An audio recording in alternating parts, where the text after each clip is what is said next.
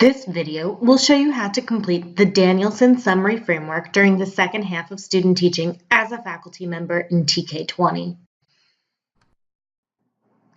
First, navigate to the completed Student Learning Objectives SLO Process rubric in the first half Danielson Binder.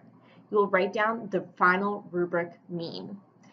Be sure to write down the exact mean as it appears in Tk20. Do not round this number. This rubric mean will be used to calculate the final performance rating. Here, the rubric mean is 2.8. Now, you will need to navigate back to the Danielson Framework Summary Evaluation in order to obtain the rubric means for each of the completed domains. Write down these rubric means exactly as they appear in Tk20. In this example, the Domain 1 rubric mean is 3.166.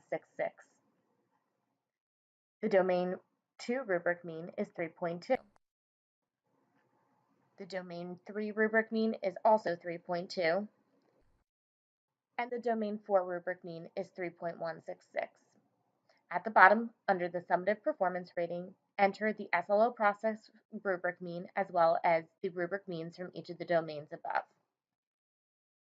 After you have entered all of the rubric mean scores, a final rubric score will automatically calculate at the bottom of the scoring rubric. In this example, the rubric score is 15.532.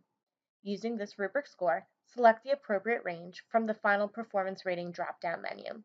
In this case, 15.532 falls into the proficient range. Select the range and then click Complete. Finally, click Submit.